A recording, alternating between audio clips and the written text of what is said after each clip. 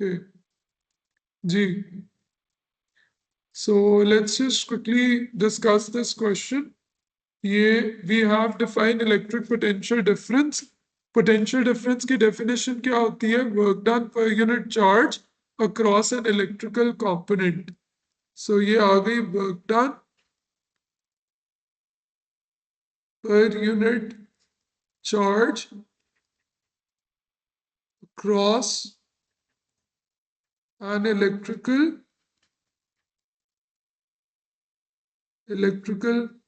component. A power supply, three resistors and a component X are connected in the circuit shown in figure 5.1. The power supply has an EMF of 230 volts and negligible internal resistance. The current in the power supply is 7 amperes. Identify the component X. So this component is basically a heater. Show that the potential difference across the resistor of resistance 0.86 ohms is 6 volts. So basically बेटा ये current यहाँ से निकल रहा है, यहाँ से travel होता हुआ, then it gets divided into two parts. So 0.86 ohm वाला जो resistor है, it gets 7 amperes. So we use the formula V is equals to IR, current is 7 and resistance is 0.86. So you multiply these two and we get the value for the voltage. So how much is it? 7 into 0.86, we get 8 point. ठीक है? Oh, sorry. So we get 7 times 0.86, 6.02 volts आ रहा है. So if you round it off to two significant figures, it is 6.0. Determine the current I1. ठीक है? So we have to find कि how much current is traveling through these two. अब देखो बेटा, इधर से I1 travel कर रहा है, इधर से I2. अब this whole branch and this branch, they are connected in parallel. Parallel में voltage stays the same. अब आपके पास 230 volts है, उस 230 वोल्ट्स में से इस रेजिस्टर को कितने वोल्ट्स मिल रहे हैं? 6.02 वोल्ट्स. तो बाकी के जो वोल्टेज है वो इन दोनों के अक्रॉस होंगे. सो ये वोल्टेज कितना है?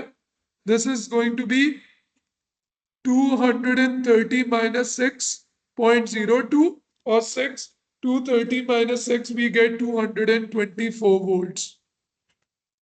ठीक है? So the voltage, ठीक है, okay. So the voltage across these two parallel combination wires is 224 volts. अब आपके पास इस ब्रांच में से भी 224 वोल्ट मिल रहे हैं और इस ब्रांच को भी. अब if I calculate the current I2 first, current का formula I is equals to V over R. Voltage है 224 और इसकी रेजिस्टेंस है 170. So 224 divided by 170 we get 1.32 amperes. ठीक है? So आपके पास ये इस ब्रांच में से करंट कितना ट्रैवल कर रहा है? 1.32 और टोटल करंट था 7 amperes. ये 7 amperes I1 और I2 में डिवाइड हो रहा है, तो I1 will be equals to 7 minus I2. तो 7 minus 1.32 करेंगे तो we get 5.68 amperes. And if I round it off to two significant figures, so it's going to be 5.7 amperes. Next way we have calculate the potential difference across the component X. So we have to find the voltage across X. ठीक है? अब बेटा हमें ये पता है कि इस पूरी ब्रांच में से current I1 is traveling, right? तो अगर मैं आपसे ये कहूं कि ये जो 2.4 ओम वाला रेजिस्टर है इसमें कितनी वोल्टेज होगी। तो 2.4 ओम रेजिस्टर की वोल्टेज होगी V is equals to IR, current is the I1 which is 5.68 times resistance is 2.4. So 5.68 times 2.4 we get 13.63 volts.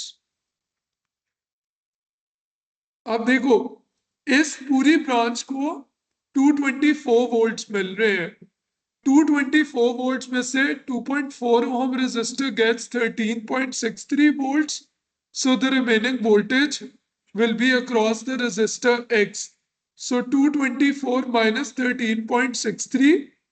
And if we subtract these two, we get 210. So 210 volts. अब next वाले part में he is asking you to calculate the power dissipated in component X. So X की अब देखो यहाँ पे you can use any three formulas. P is equals to IV, P is equals to I square R, P is equals to V square over R. So I square R अगर हम do we know the resistance of resistor X? No, we don't, right? So we'll use the formula P is equals to IV. So P is equals to IV, current इसमें से I1 है which is 5.7. X gets how much voltage? It gets 210. So this 210 times 5.7, we get 1200 watt. So we get 1200 watt power. The purpose of the circuit is to provide power to the component X. Determine the percentage efficiency of the circuit. Efficiency का formula होता है power output over power input into 100%. अब output power होगी power across resistance X, ठीक है। Input power क्या है? Input power is the power supplied by the cell. So P is equals to IV, current is 7 and the voltage is 230. तो यहाँ से 7 into 230 किया तो we get 1610 watt. तो input output power is 1200, input power is 1610 times 100. You put the values in the formula and we'll get the answer. G. So that is 74.5, rounded off to two significant figures, the 75% efficiency. ठीक है? So I'll repeat. इसमें पहली definition है work done per unit charge across an electrical component is called as potential difference. ये जो symbol है, this symbol is of the heater.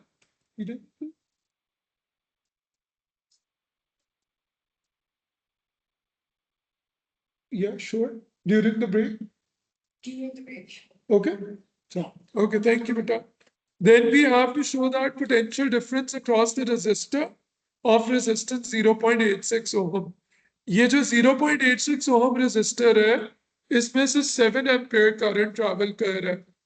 So we had to calculate voltage. We use the formula V is equals to IR. We multiply 7 with 0.86 and we get the voltage across this resistor. Then we have to determine the current I1.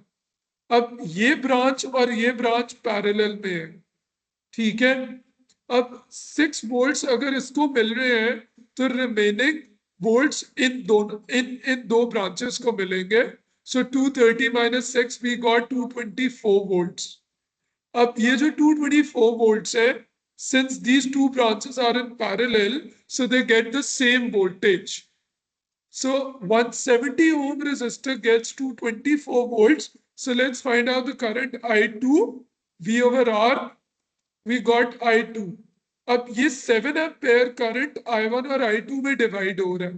तो if I want to find I1, तो 7 ampere में से अगर 5 में से अगर 1.32 ampere current 170 ओम को मिल रहा है तो remaining current will travel through this branch I1. तो माइनस कर देंगे 7 में से 1.32, we get I1. Then we had to find the potential difference across the component X. तो potential difference का formula V is equals to IR. पहले मैंने इसके लिए वोल्टेज निकाला है, इसमें से करंट कितना ट्रैवल कर रहा था 5.68 times 2.4, you get the voltage across this resistor. फिर इस पूरी ब्रांच को 224 वोल्ट्स मिल रहे हैं, 224 वोल्ट में से माइनस कर दो इसके वोल्टेज तो you'll get the voltage across the component X. फिर नेक्स्ट पार्ट में we had to find power dissipated in component X. तो पावर का formula P is equals to IV. So current है 5.7, फिर 210 और for component X. So you get the power. फिर efficiency is power output over power input. Output power मतलब power of X divided by input power मतलब battery की power, which is 230 times 7. तो last part में कहते हैं resistor of resistance 170 ohm is removed leaving an open circuit in the lower branch of the circuit. अगर आप ये resistor remove कर देते हो तो मतलब पैरेलल रेजिस्टेंस खत्म, सर्किट की रेजिस्टेंस बढ़ जाएगी. There is no change to the resistance of component X state whether current in the power supply increases decreases. अब देखो अगर ये ब्रांच खत्म होती है ये तीनों रेजिस्टर सीरीज में आ जाएंगे, सर्किट की जो टोटल रेजिस्टेंस है वो इंक्रीज होगी, और अगर टोटल रेजिस्टेंस इंक्रीज होती है तो करंट क्या होगा, current decreases since total resistance increases. जी बेटा, I hope it's clear. If anybody has any confusion, आप please मुझसे you can ask me right now. Okay, next up, let's talk about, मैं चाह रहा हूँ एक ऐसा करवा दूं जिसमें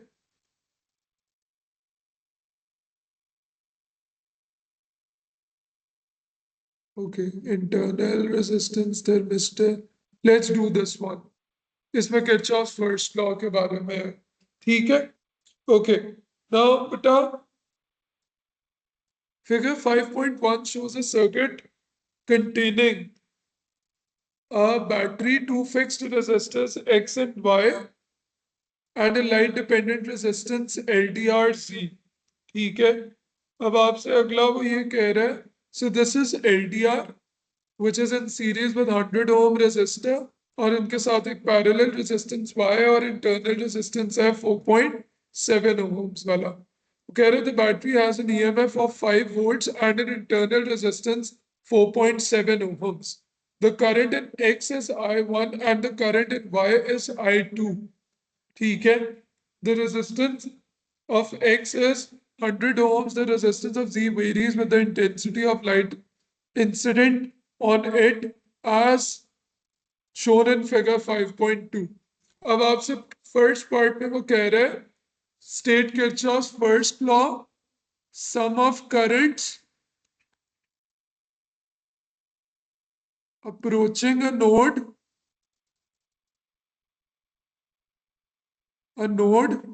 is equal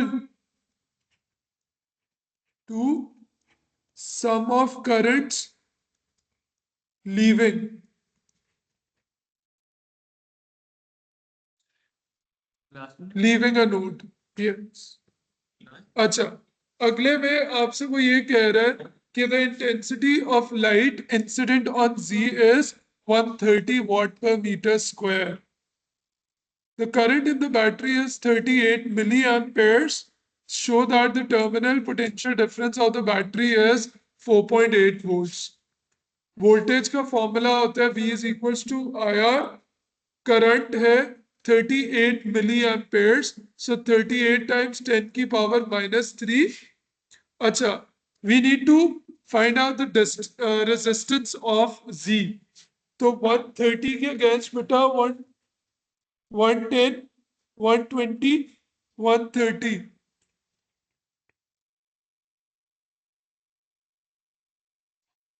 ओके, तो ये आपके पास ये आ गया 110 120 ओहम इसकी रेजिस्टेंस है, ठीक है। So the resistance is 120. Now we multiply it and we'll get the value 120 times 38, ठीक है। So आपके पास 1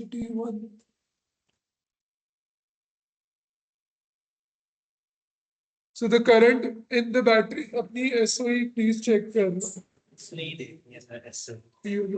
हाँ जी, so intensity of the light incident on C is 130. The current in the battery is 38 milliamperes, so that the terminal potential difference of the battery is 4.8 volts. ठीक है। अच्छा, उसने आपको ये बता दिया है कि what is the current in the battery। यहां से बेटा करंट हमारे पास आ रहा है 38 मिली एम्पेयर्स, या मैं इसको लिख सकता हूं 0.038 एम्पेयर्स, ठीक है। अभी उसने तो एलडीआर का जिक्र ही नहीं किया था, मतलब मैंने पहले ही जो है ना वो कर ली है। अच्छा, टर्मिनल पोटेंशियल डिफरेंस क्या होता है? टर्मिनल पोटेंशियल डिफरेंस मतलब इसके अक्रॉस ये वाली वोल्टेज वो आपसे मांग रहा है। तो बैटरी की ईएमएफ में से आप ये जो इंटरनल रेजिस्टेंस है, ठीक है, इसके लॉस वोल्ट्स माइनस करोगे तो you will get the internal resistance, E minus I into small R. तो 5 माइनस करंट इसमें से बेटा 0.038 एम्पेयर ही ट्रैवल कर रहा है, 0.038 टाइम्स, और इंटरनल रेजिस्टेंस कितनी है 4.7। So 5 minus 0.038 times 4.7, we get 4.82 volts. And if you round off the value to two significant figures, so the answer is 4.8. Calculate the current I2 in Y. So now you have to find out the current I2 in Y. ठीक है। अब देखो, ये जो terminal potential difference है आपके पास, ये resistor Y gets the same voltage as well, ठीक है। उसने Y की रेजिस्टेंस हमें बताई हुई है? नहीं, उसने हमें Y की नहीं बताई हुई। अब आपसे ये कह रहे calculate the current I2 and Y। अच्छा, यहाँ पे जो आप वो चीज कह रहे थे, ठीक है, कि Z की रेजिस्टेंस कितनी है? Z की रेजिस्टेंस है 120 ओम, ये हमने ग्राफ से रीड की है। इसकी रेजिस्टेंस है 120 ओम्स, ये दोनों सीरीज में है। तो अगर मैं खाली इस ब्रांच की रेजिस्टेंस निकालता हूं, so resistance of X and Z is 220 ohms. इस पूरी ब्रांच की रेजिस्टेंस है 220 ओम्स। ये पूरी ब्रांच में से को कितने वोल्ट्स मिल रहे हैं? It gets 4.82 volts. लिख दो पर चेक, ठीक है, पेन से। सो इस पूरी ब्रांच में इट गेट्स 4.82 वोल्ट्स। करंट का formula I is equals to V over R। अब इसको कितने वोल्टेज मिल रहे हैं? 4.82, और इन दोनों की कंबाइंड रेजिस्टेंस कितनी है? ये I1 निकलेगा यहां से, कंबाइंड रेजिस्टेंस है, हाँ जी, 4.82 डिवाइडेड बाय 220, 0.0219 एम्पेयर्स। सो इसका मतलब है 0.038 में से 0.0219 इस ब्रांच में से जा रहा है, तो I2 आपके पास आएगा 0.038 माइनस 0.0219, इनको माइनस करना है, माइनस 0.038 माइनस 0.0219, 0.0161 एम्पेयर्स। तो ये 0.016 एम्पेयर आपके पास करंट आ गया। Calculate the power dissipated in resistor Y। अब Y पावर का formula P is equals to IV। Y में से कितना करंट ट्रेवल कर रहा है? करंट जो है वो 0.016 है। Y को वोल्टेज, ये जो टर्मिनल पोटेंशियल डिफरेंस है which is 4.8, it gets 4.8 volts। तो ये इसको मल्टीप्लाई किया तो ये पावर डिसिपेटेड आ जाएगी 0.077 वॉट। ठीक है, सो ये आपके पास पावर आ गई। अब आपसे कहते हैं intensity of light on Z decreases. अगर इंटेंसिटी ऑफ लाइट डिक्रीज होती है तो उससे एलडीआर की रेजिस्टेंस क्या होगी? वो इंक्रीज करेगी। ठीक है, सो resistance of LDR will increase. तो अगर रेजिस्टेंस ऑफ एलडीआर इंक्रीज होती है तो टोटल सर्किट की रेजिस्टेंस भी वैसे बढ़ जाएगी। Resistance of LDR increases। State and explain the effect of the terminal potential difference of the battery। ठीक है, तो अगर एलडीआर की रेजिस्टेंस बढ़ती है तो आप उसको ये बताओगे हेंस। अब ये जो दोनों ब्रांचेस है ना, ये कंबाइंड हमारे पास एक्सटर्नल रेजिस्टेंस कहलाती है ना।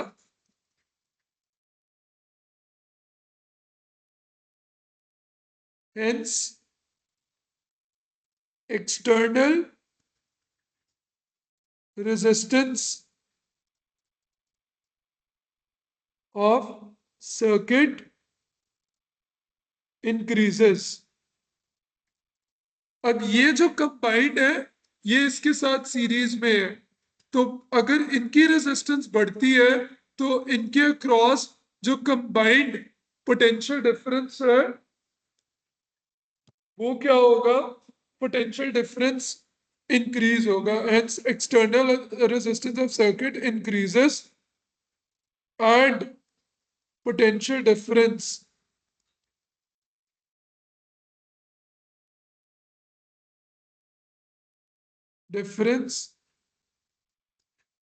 across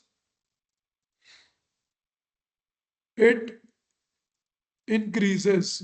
So ये जो एक्सटर्नल रेजिस्टेंस के क्रॉस है this is actually your terminal potential difference. अच्छा, अब अगर रेजिस्टेंस बढ़ रही है तो हम ये भी बताएंगे कि the current in the circuit, current in circuit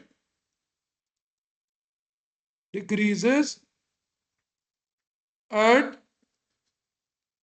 less less क्या कहते हैं, potential difference across internal resistor and less potential difference across internal. देखो बेटा, मैं फिर बार बार आप लोगों को कह रहा हूं कि आप लोग इनके क्वेश्चंस वगैरह को मतलब प्रैक्टिस करो, और एक ही टाइप के ये क्वेश्चंस आ रहे हैं। ठीक है, थियोरेटिकल वाले पार्ट में यही यही चीजें बस वो पूछ रहा होता है या देख रहा होता है कि आपको आती है ये वाली चीज के नहीं आती।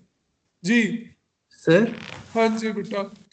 सर इसका जो बी पार्ट का जो फर्स्ट पार्ट था जिसमें शो करने थी वोल्टेज हाँ जी 4.8, हाँ जी। तो सर इसके अंदर हम ये फॉर्मूला नहीं लगा सकते V is equal to I R total volt वो ले लें रेजिस्टेंस और करंट। पर देखो बेटा, आपको ना तो वाई की रेजिस्टेंस नहीं ना पता थी।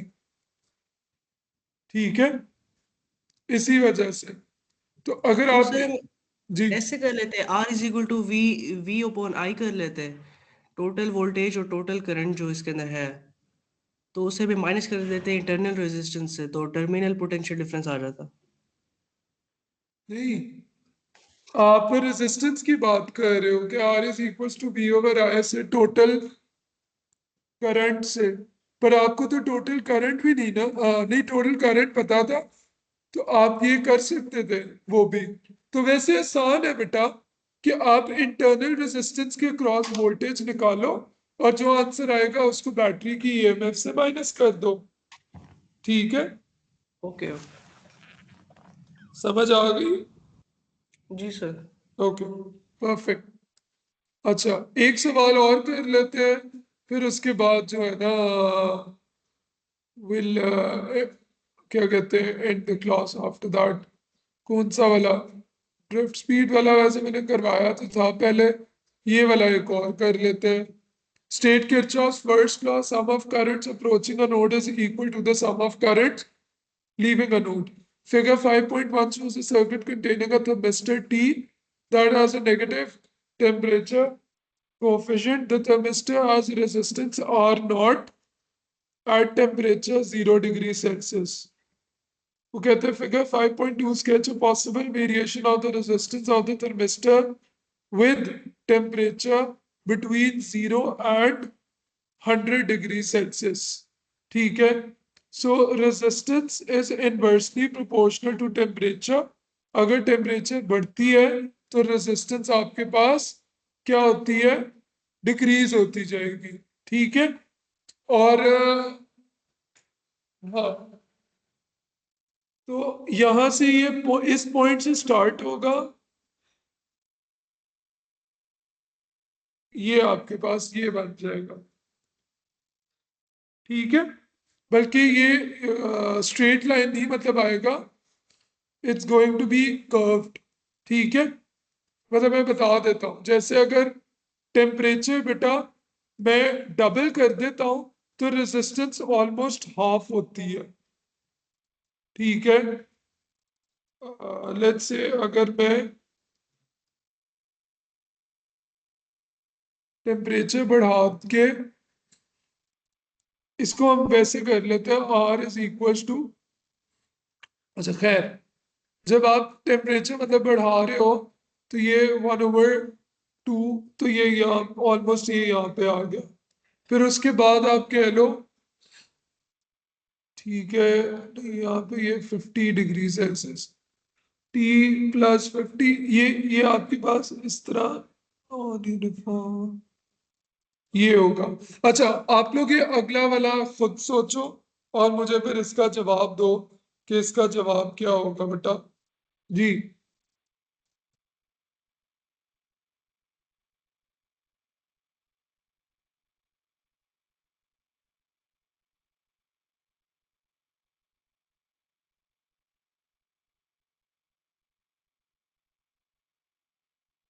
हाँ जी, नेक्स्ट वाला पार्ट करो।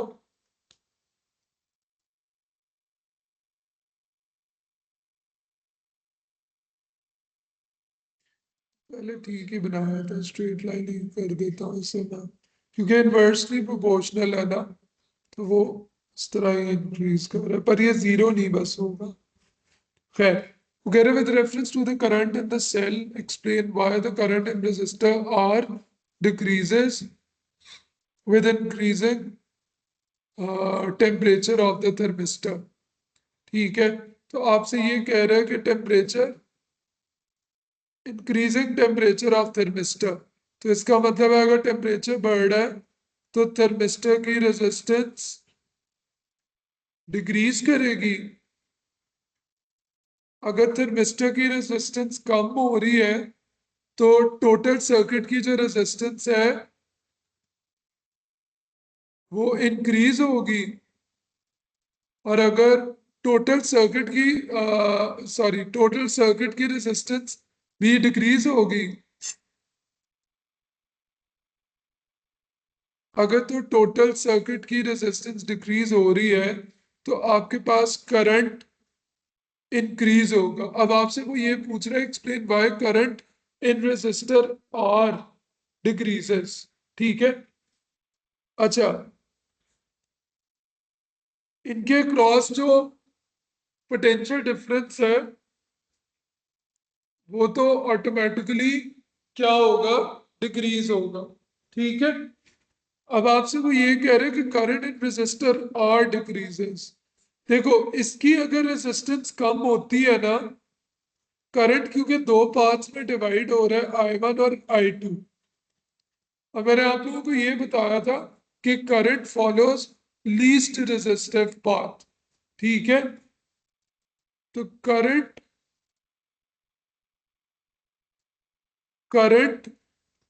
इन थर्मिस्टर इंक्रीजेस, और इसमें से करंट बढ़ेगा तो आपके पास आर में जो करंट है, hence current in R decreases. साथ में आप ये भी बता सकते हो कि terminal potential difference across R, ठीक है, या खाली पोटेंशियल डिफरेंस कह लो कि potential difference across R and thermistor decreases. Potential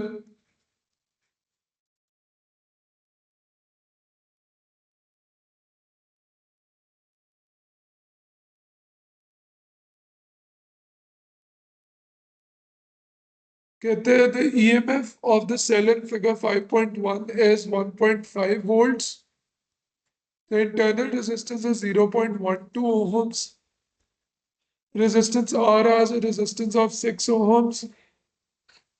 At a particular temperature of the thermistor, the current in R is 0.2 amperes. At a particular temperature of thermistor, the current in R is, इसमें से कितना current travel कर रहा है? 0.2 amperes. For this temperature of thermistor, determine the current in the cell. ठीक है, तो आपसे कह रहे हैं कि करंट फाइंड करो कि current provided by the cell कितना होगा। ठीक है, अच्छा, ये जो रेजिस्टर आर है, आर की रेजिस्टेंस इसने दी हुई है कि 6 ओम्स है ना, तो ओके, 6 इंटू ये करंट है, ये रेजिस्टेंस है, यहां से मैं वोल्टेज निकाल लेता हूं कि इसको आर के क्रॉस वोल्टेज कितना है। V is equals to IR, current is 0.2, resistance is 6, ये आ गया 1.2 वोल्ट्स। ठीक है, अब इन दोनों को, क्योंकि ये दोनों पैरेलल है, तो पैरेलल में they both get same voltage, they both get 1.2 volts. तो इंटरनल रेजिस्टेंस जो है उसको कितने मिलेंगे? 1.5 माइनस 1.2, 0.3 वोल्ट्स। इसको कितने वोल्ट्स मिल रहे हैं? 0.3। करंट का फॉर्मूला होता है V ओवर R, इसको मिल रहा है 0.3 और इसकी रेजिस्टेंस है 0.12, तो 0.3 divided by 0.12 we get 2.5 amperes. फिर आ जाते हैं resistance of the thermistor. So now we have to calculate the resistance of thermistor as well. ठीक है, अच्छा, ये जो I2 है, I2 कितना होगा? टोटल करंट इज 2.5, जिसमें से 0.2 इसमें से ट्रैवल कर रहा है, तो 2.5 minus 0.2 we get 2.3 ampere current which is traveling through thermistor. Thermistor gets the same voltage as does the R, capital R, which is 1.2 volts. So now we have to use the formula for resistance. R is equals to V over I, 1.2 over 2.3. तो 1.2 को 2.3 से divide किया तो we get 0.52 ohms. This is how we calculate the value. Ji, I hope it's clear to everyone. अगर किसी को कोई confusion है तो please feel free to ask.